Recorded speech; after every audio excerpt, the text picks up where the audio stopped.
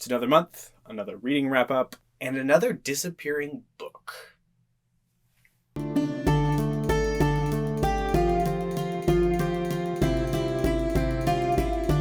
Hello. Welcome to my channel. I am Pete. This is the Ponderings of Pete. And I read some books in January. Not as much as I wanted to because my time was taken up by some other thing. But I read some books. I'm also very confused right now because I was looking for Piranesi so I could put it on my side table and be like, I'm going to read this at some point this month. But I can't find it and I'm sad. We'll see. I'll probably find it. Who knows? But in the meantime, let's talk about what I read in January. If you like this video, like it, please. If you don't like it, dislike it if you want to. I mean, it's up to you. It's a free country, I think. Free world, free internet. And if you want to see more, go ahead and subscribe. All that jazz. The bell notification helps YouTube tell you about things. But as the kids say, without further ado, let's get into this wrap up.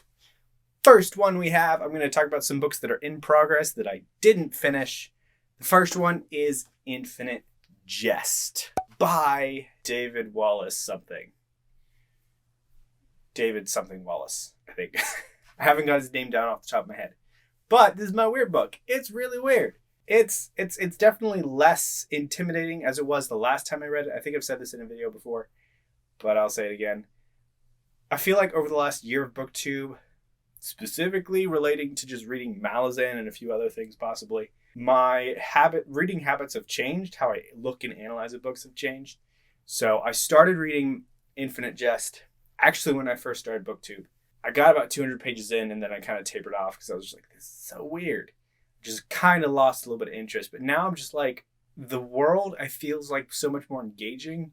And I feel like I'm connecting with the themes of the book a little bit better this time around, as well just noticing a lot more details and connecting a lot more dots, which is great. I think this has been an excellent exercise so far in my measurement of how I read. So that's been fun. It's still really weird though, and interesting in its own way, just because like the themes so far that I've sussed out are kind of like addiction, which is not depressing is one word for it, for certain. Illuminating is another word, just to the ways that he applies this. So it's been interesting. The next book that I'm in progress that I did not finish in January is The Fifth Season. Now, I actually didn't even start this in January. I started it on February 1st, but I wanted to read it in January. This is another one that's kind of an interesting book. I don't consider it a really, really weird book. It's just an interesting fantasy book because it uses the second person narrative, which so far is, I don't know what I expected with it, to be honest, but it's definitely different. And in general, N.K. Jemisin's writing style it feels a little bit more personal. So it's different than a lot of the things that I'm used to, like detached. This is what the bark of the tree looks like.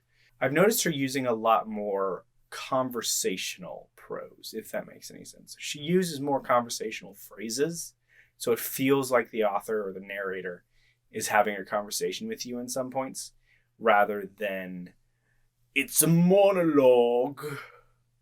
So that's just an interesting thing to see. And after I got used to it, I was like, this is cool. But that's really the only two that I'm kind of in progress right now, beyond other books that I'm sort of trying to get done with, like 1984 and God Emperor of Dune, which are technically gym books for me now. So I read them when I go to the gym and I'm, like on a treadmill. I'm just like slowly getting done with those. So the first one I read was Assassin's Apprentice by Robin Hobb.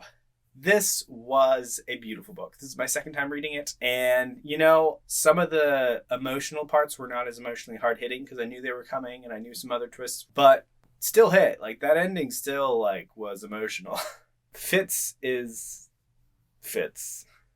And it's so interesting. Just Robin Hobb's prose is really easy to get lost in. And I flew through. This is one of the two books that I can say that I really flew through this month. And if I hadn't got caught up with, Sea of Thieves, which is a video game that I was like, oh, it's great, spent a lot of time on, I would have gotten more reading done because I flew through these books. But alas, it was not to be. I really liked Assassin's Apprentice. The ending was sad, but it's fine. Royal Assassins this month. Excited because I know that brings more pain. And you know what pain does? It helps you understand you're alive. Dancer's Lament. This is actually the last book I finished. Second to last book I finished this month. This is the first book in the Path to Ascendancy trilogy by Ian C. Esselmont. Well, it's not going to be a trilogy soon, eventually, because I think there's 3 more books slated for it, which is great. But Path to Ascendancy, what's it about? It's about 2 characters that are in the books, in Malazan Book of the Fallen, specifically Dancer and Kellanaved. I don't think it's really a spoiler telling you about they exist and this book is about them. They are 2 very specific characters whose fates intertwine with the events that happen in Malazan Book of the Fallen. So yeah, it's interesting getting to see some of these characters. There are actually some characters that we see in the series have made in Malazan Book of the Fallen have made their appearance in Path to Ascendancy. And I am told that in book 2 that happened even more. I think the thing about this book is it felt very rushed. I'm told that happens in all of the books that they feel rushed. Specifically, the inciting incident that happens within the first few pages felt really rushed, and I felt lost after that, but not like in a good Malazan lost. It was more of a just like, I feel like I should understand what's going on because I think you told me, but you rushed so fast that I missed what was happening. I wish you would have made these books longer. I mean, they're Malazan books, right? They're supposed to be super long. Getting on to Dead House Landing after this. The interesting thing I figured out was it is a travesty that the first and second books in this series have the same initials. So when you're talking about them in chat, you can't just say DL. Are you talking about Dancer's Lament? Or are you talking about Dead House Landing? It's hilarious, but such is a life of using acronyms in your everyday vernacular as a booktuber. I did like the way Dancer got his name though. That was kind of dope, and I can see some echoes of Marine tradition there to a certain extent. The beginnings of it, we will see. And I'm also Kellanaved is very interesting, and he's still opaque. What's next? The Dragon's Path by Daniel Abraham. This was a dope book. This was a Daniel Abraham book. This was the first in the Dagger and Coin series, which is really interesting because the primary question that he's posing feels like it's like, what wins wars? Soldiers and influence, or money? Swords or money, essentially, dagger or coin. And that, you sense the beginnings of the theme. This is a Daniel Abraham book, so a lot of the first book is set up. So like the themes are like beginning to unwind, and you start seeing the web of things that he's building, which is ironic. I'm using that ironically because of reasons. These characters are going to go interesting places, I think. He built up the world in a fantastic way. I don't feel like he dumps things on you with this world. A lot of it is seeded throughout conversation. So you gradually understand the world as you need to know the world, which is a beautiful way to do world building. And just seeding things in there and telling us about the world.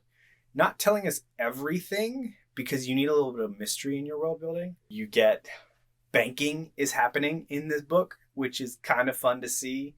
Kind of be like, oh, I kind of understand what's going on there. And then just the political machinations are great and beautiful. This is a multi-POV book with 4 different POVs, so you actually get to see some events from different people's perspectives. I am definitely a guy who enjoys multi-POV books, just because seeing the different perspectives of the events is something I love. Whereas when I only have one perspective, sometimes I get a little bored, because I'm just like, I'm in your head too much, man. I need something else. I need to be refreshed. Next up is The Scarab Path by Adrian Tchaikovsky. This is book 5 in the Shadows of the App series, and this book was phenomenal. Like, oh my lord. Up until this point in the series, I'm going to be honest, I was like, there's some elements of it that are great. There are some elements of it that are kind of meh. So overall, it's an okay series. This book, after the reset that was book 4, did amazing work at working with the elements that were still around. working with some familiar characters, adding mystery, adding new challenges, and exploring the mysterious city of Canapes? Canapes. Yeah. It's named after a hors d'oeuvre. It's fine. This fantasy Egypt, essentially, that is occupied by Beetlekinden, was so interesting to explore. And the mystery surrounding about why it is the way it is, and then the reveal, and just... it was great.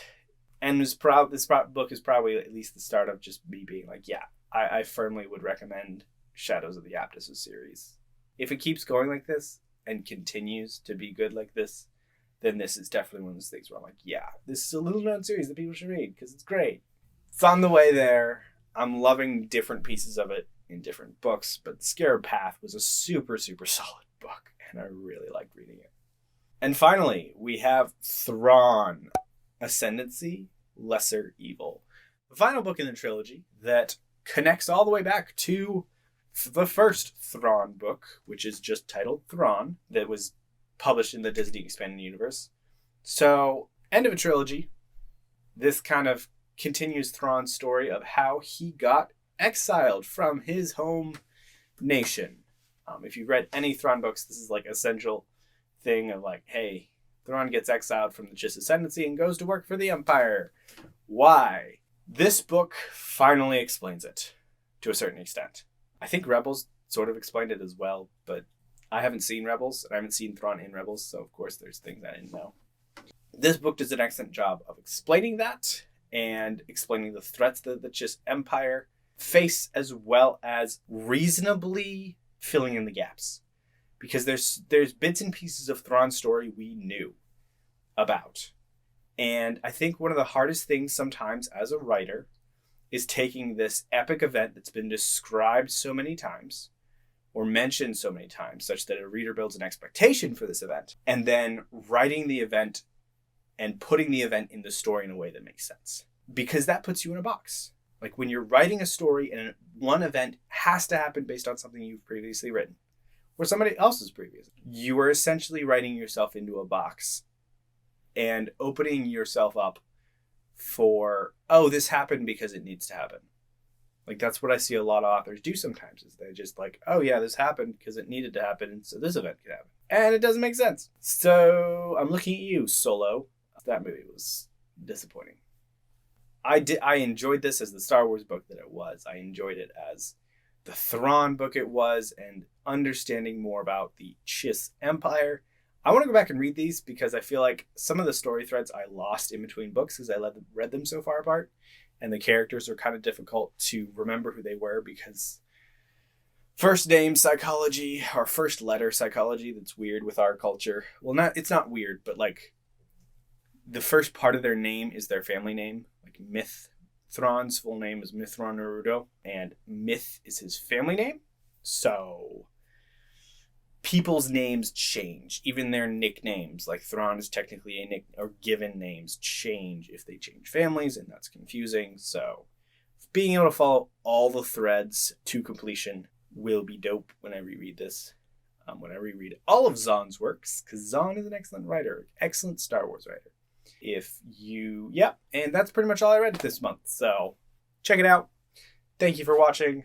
All these books are linked down below in affiliate links, which means I get a small portion of the proceeds. Yay. If you buy. Let me know what you think. You're awesome. And just remember to get some rest because that is important.